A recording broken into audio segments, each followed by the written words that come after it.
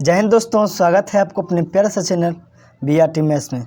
तो दोस्तों इस वीडियो में बताएंगे सूरदास के पद के बारे में चर्चा करेंगे। ठीक है, सूरदास के पद के बारे में चर्चा करेंगे इस वीडियो में। तो वीडियो को आप लास्ट तक बने रहिए।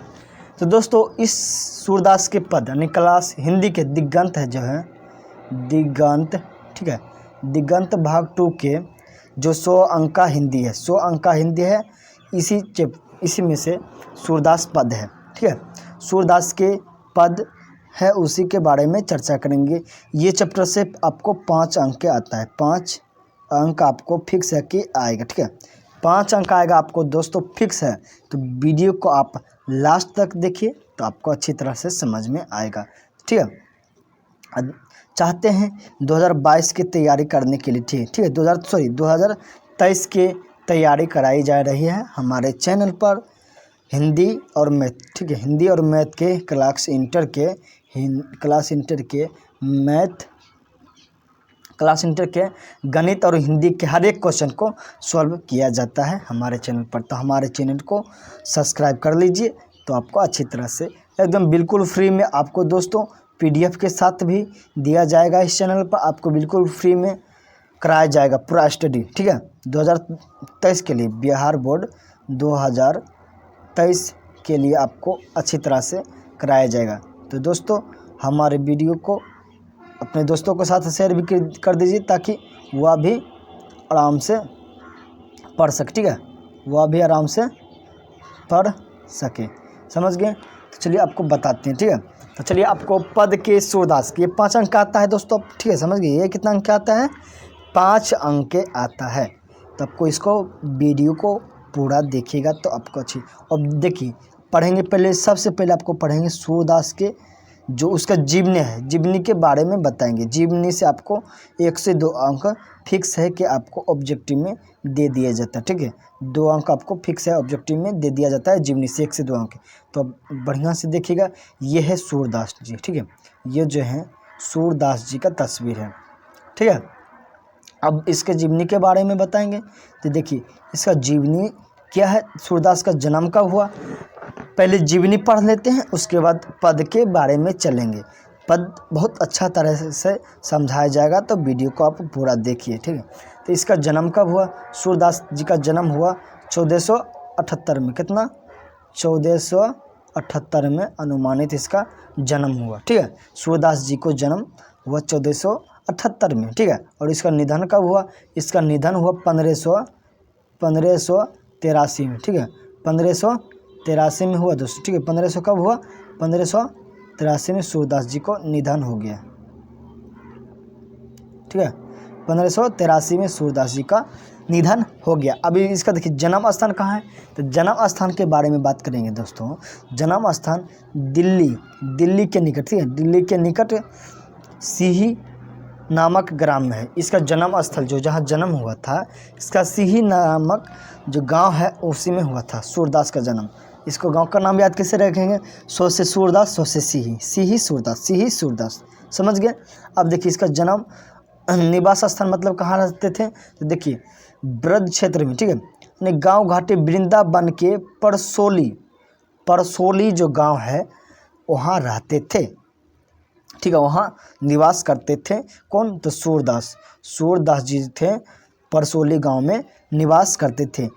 अच्छी तरह से आपको दोस्तों समझाया जाएगा, एकदम पूरा हिंदी के पूरा जो होता है पूरा एकदम स्टडी कराया जाएगा फ्री में। तो वीडियो को बढ़िया से देखिए और सब्सक्राइब कर दीजिए चैनल को। अब इसके बारे में बताते हैं। ठीक है,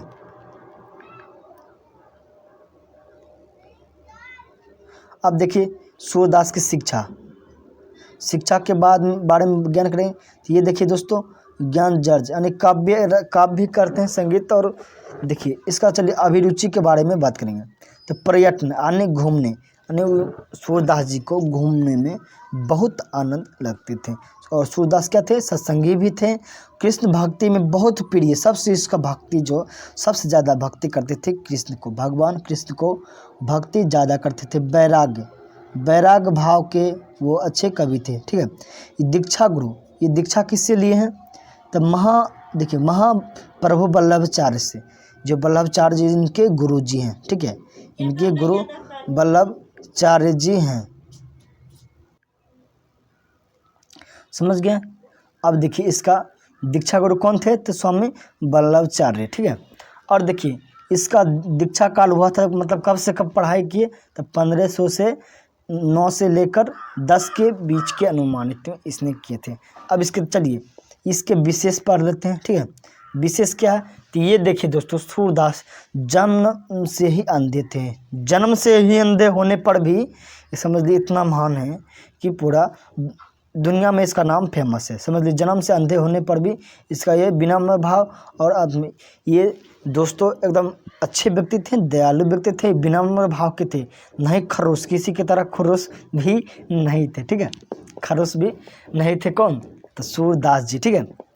बढ़िया से आपको देखना है। तो देखिए इसका कृतियाँ क्या है, तो इसका देखिए मैं जो है इम्पोर्टेंट कृतियाँ, इसका प्रमुख कृतियाँ सूरसागर, साहित्य लहरी, राधे केसवली और सुरसावली। ये दोस्तों जो चारों है बहुत इम्पोर्टेंट इसका है, जो बहुत फेमस है, बहुत फेमस कृतियाँ हैं। ये जो अभी जो जिस पद के बारे में पढ़ेंगे वो सूरसागर से लिया गया है, जो पद के बारे में पढ़ेंगे ये पद सूरसागर से लिया गया है, ठीक है, ये सूरसागर से लिया गया है। तो चलिए अब सीधे चलते हैं पद के तरफ। पद आप बढ़िया से समझिएगा दोस्तों, पद से आपको अच्छा तरह समझ में आएगा। तो चलिए पद के बारे में बताएंगे। ये हुआ पद, ये देखिए सूरदास का पद 2 भागों में बांटा गया है, 2 भागों में बांटा गया है। अब ये जो पद, ये जो ऑब्जेक्टिव में एक और क्वेश्चन आएगा दोस्तों कि सूरदास कौन सा रस के कवि थे, यानी रस के बारे में पूछेगा। तो देखिए इस जो पद में है, यानी इस पद में आपको वात्सल्य रस का प्रयोग किया गया, ठीक है। वात्सल्य यानी बच्चे के ऊपर जो होता है, अर्थात बच्चे के ऊपर ये कहानी बनाया गया। बच्चे कौन, भगवान कृष्ण। अब देखिए ये जो पद है भगवान कृष्ण के आधारित पर है, ठीक है, भगवान कृष्ण के ऊपर आधारित ये पद लिखा गया है। तो पहला पद में क्या कहते हैं सूरदास जी और क्या लिखते हैं वो समझिए। देखिए यह पद में भगवान श्री कृष्ण बाल लीला को बारे में दर्शाता, ठीक है, बाल लीला के बारे में आपको दर्शाते हैं। इस पद में सूरदास जी जो है भगवान कृष्ण के जन्म जो था उसमें माता, देखिए इसमें जो है जो भगवान कृष्ण, ठीक है, यानी कन्हैया को जगाने का प्रयत्न करते हैं कि किस तरह माता यशोदा कौन, कृष्ण को जगाने का प्रयास करते हैं। जब भोर हो जाता है तो जब लेट हो जाने पर भगवान श्री कृष्ण को किस तरह जगाने का प्रयास करते हैं, कौन, तो माता यशोदा। तो देखिए क्या बोलते हैं, जागिए ब्रजराज कुंवर कंबल कुसुम फूले, जागिए, फिर से समझिए, जागिए ब्रजराज कुंवर कंबल कुसुम फूले।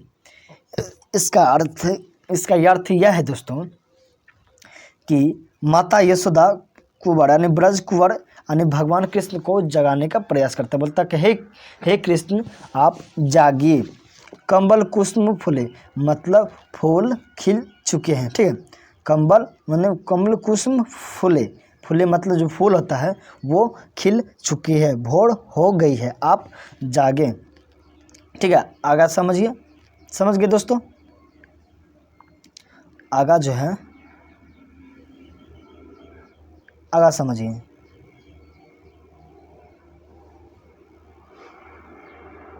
अब इसमें देखिए दूसरा पद में, ठीक है, इसी में देखिए पद को आप बढ़िया से देखिए, कुमुद वृंद संकुचित भये भृंग लता भरे भूले, भृंग कुमुद वृंद संकुचित भये भृंग लता भले। कुमुद मतलब फूल जो होता है, कुमुद मतलब फूल, कमल का फूल जो है खिल चुके हैं, फूल खिल चुके हैं। जो भृंग मतलब भौरा, ठीक है, भौरा फूल के ऊपर जा रहे हैं, आप जागिए हे कृष्ण। मतलब बहुत सारे उपमा के बारे में, जगाने के लिए क्या क्या उपमा देता है उसी की इस वीडियो में चर्चा करेंगे, ठीक है, ये पद 1 में। तो दूसरा बोलता है तमचूर खगरोर सुनहु बोलत बन राय।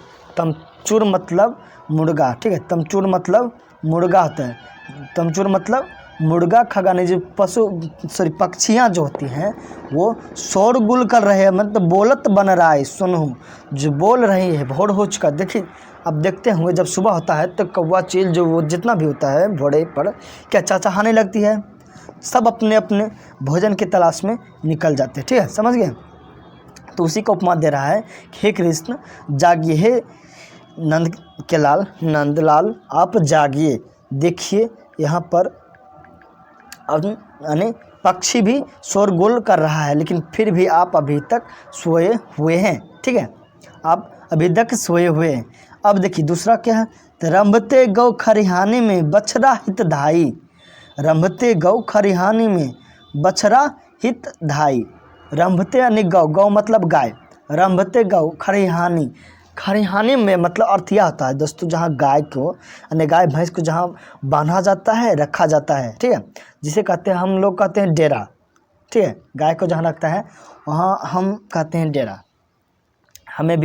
हम भी गाय भैंस को पालते हैं। ठीक है, वहाँ कहते हैं रंभते गाय, मतलब जो खरिहानी में गाय रंभ रहे हैं, बछड़ा हित जाए मतलब खाने के लिए गाय मतलब रंभ रहे नहीं, बोल रहे हैं, भैं भैं मतलब कर रहे हैं। ठीक है, रंभ रहे हैं, बछड़ा हित जाए, बछड़ा भी कर रहा है कि भोर हो गया, उसे भोर होने पर क्या चाहिए, खाना चाहिए, बछड़ा को दूध चाहिए, दोनों बछड़ा हित धाई। समझ गए। अब देखिए क्या है, विधु मलिन रवि प्रकाश गावत नर नारी, इस बात पर ध्यान दीजिए। ठीक है, विधु, विधु जो होता है, विधु को चंद्रमा को कहते हैं, चंद्रमा को विधु कहते हैं। ठीक है, विधु मलिन यानी चंद्रमा मलिन हो रही है, चंद्रमा मलिन हो रहा है। रवि प्रकाशित यानी जब भोर होता है तो चंद्रमा क्या होता है, चंद्रमा का प्रकाश खत्म होता है और सूर्य के प्रकाश चलने रह सकता है। यानी रवि प्रकाश यानी सूरज निकल रहे हैं, सूरज भगवान निकल रहे हैं, जल्दी जागे, कितना देर आप सोए हैं, जल्दी जागे। चंद्रमा मलिन यानी मलिन हो गया है, चंद्रमा का प्रकाश खत्म हो गया, सूर्य प्रकाश हुई हो रहा है। गावत नर नारी, गांव में आप देखते होंगे जब भोर होता है, जब स्नान करने के लिए जाता है बूढ़े लोग, बुजुर्ग लोग, तो भोरे भोरे जब गाना गाता है। ठीक है, यानी सब लोग गाना गा रहे हैं, यानी गीत गा रहे हैं, भगवान के भजन कर रहे हैं आप, लेकिन अभी भी तक सोए हुए, जो लेट तक सोया है इसी के बारे में चर्चा किया गया है। तो यानी विधु मलिन यानी ठीक है, फिर से समझाते हैं, विधु मलिन रवि प्रकाशित यानी जो होता है विधु यानी चंद्रमा मलिन हो रहे हैं, सूर्य प्रकाश यानी सूर्य निकल गया है, गावत यानी गाँव के जो नर नारी है सब भगवान के भजन यानी गाना गा रहे हैं। ठीक है, अब देखिए सूर्य श्यामा प्रातः उठो, सूर्य श्यामा प्रातः उठो, इसका बारे में बताते हैं। सूर्य श्यामा प्रातः उठो अंबुज करधारी, बोलता है आप जल्दी उठे, प्रातः यानी सुबह उठे, अंबुज करधारी मतलब आप हे पंखधारी, पंख क्या, मोर पंख धारी, हे बांसुरी वाले कृष्ण आप जल्दी उठिए।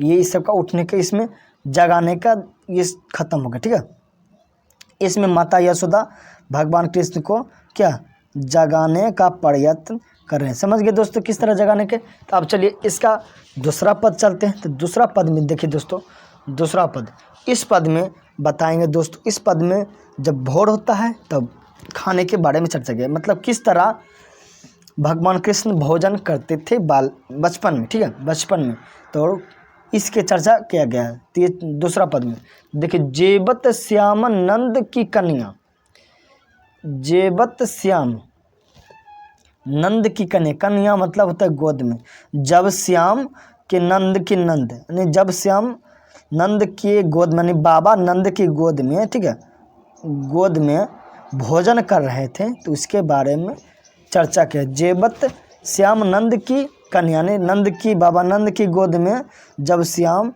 क्या करते हुए भोजन करते हैं, तो उसके बारे में चर्चा किया। देखिए, कुछ खात कुछ धरनी गिरावत, छवि निरखत नंद रनिया।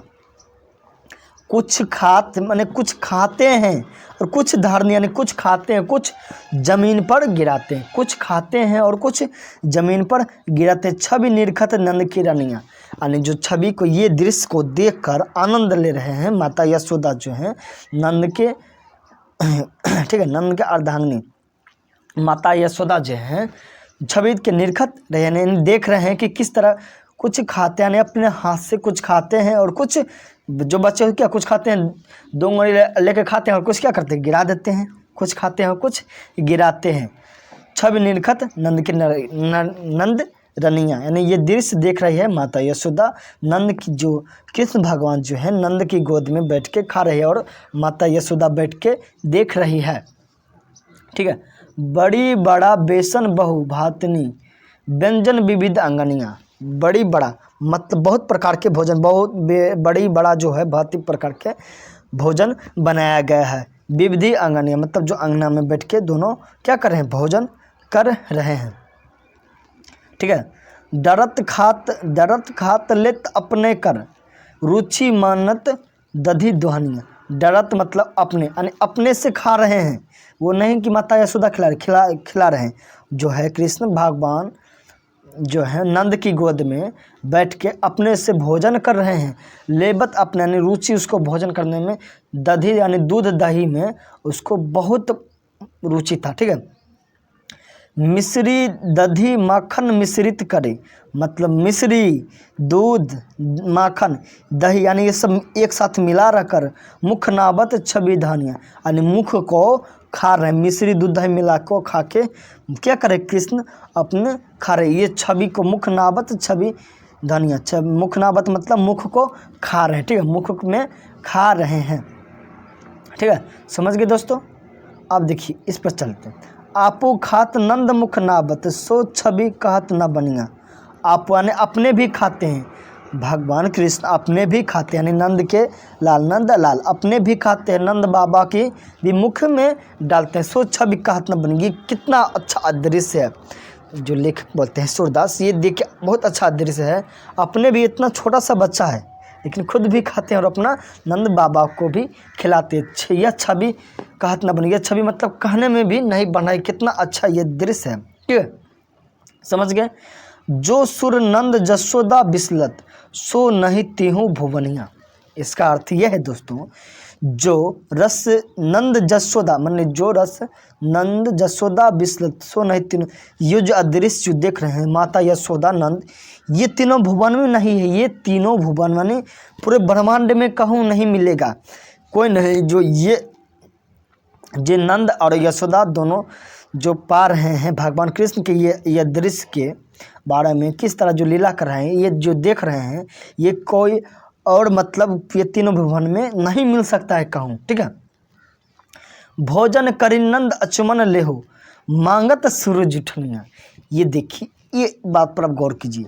भोजन करी नंद अचमन लेहो मांगत सूरज उठनिया, मतलब जब भोजन कर नंद के अचमन, जब भगवान कृष्ण जब कुल्ला करते हैं, मांगत सूरज उठनिया बोलता कि हे भगवान, मतलब सूरदास जी हैं भगवान कृष्ण के भक्ति में, भगवान कृष्ण के भक्ति में इतना लीन हो गए हैं कि वो सूरज उठन यानी सूरजदास जी हैं, जूठा जो भगवान कृष्ण जो जब खाना खाने के बाद जो कुल्ला करके जो फेंका जाता है वो भी भोजन के लिए ललायत हैं। अगर वो हमें थोड़ा अगर जो मिल जाता भोजनानंद, यानी वो जो हमको भोजन थोड़ा सा मिल जाता यानी जूठन, तो हम बहुत अपने आप को भाग्यशाली समझते, हम अपने आप को अमर हो जाते, बहुत आपको अपने आप को मतलब बहुत समझते। ठीक है, इतना उसके प्रति के भाव के प्रति मतलब सूरदास के भक्ति के प्रति सूरदास जी जो हैं कृष्ण के भक्ति के पीछे इतना लीन हो गया कि वो जूठा तक के मांगने की आप दर्शन तो नहीं दे सकते, लेकिन मात्र एगो जूठा अगर जो वो मिल जाता है ये दृश्य के, जब आप भोजन की वो भोजन का आपको जूठा थोड़ा सा हमको अगर जो मिल जाता तो हम अपने आप को धन्य हो जाते। ठीक है, तो समझ गए दोस्तों, इस पद में आपको बताए हैं सूरदास के पद खत्म, समाप्त हो गया दोस्तों, समाप्त हो गया। तो इसका ऑब्जेक्टिव नेक्स्ट वीडियो में होगा, ऑब्जेक्टिव सब्जेक्टिव दोनों का क्वेश्चन आपको कराया जाएगा। ठीक है, नेक्स्ट वीडियो में। तो वीडियो आपको अच्छा लगा होगा तो हमारे चैनल को लाइक सब्सक्राइब कर दीजिए। सूरदास का ऑब्जेक्टिव सब्जेक्टिव अगला वीडियो में होगा, तो अपना अगला वीडियो ज़रूर देखें। जय हिंद। अच्छा लगा होगा तो अपने दोस्तों के साथ शेयर कर दीजिए। 2023 बोर्ड के एग्ज़ाम के लिए वह अच्छी तरीक़े से तैयारी कर सकेगा। ठीक है, आपको मात्र शेयर करना है दोस्तों, शेयर करने में कोई टाइम नहीं लगता है, नहीं कोई पैसा लगता है, आप कर सकते हैं हम, आप पर आशा है। अगर अच्छा लगा होगा वीडियो तो आपको ज़रूर शेयर कर सकते हैं, ठीक है। तो चलिए लाइक और सब्सक्राइब ज़रूर करवा दीजिएगा।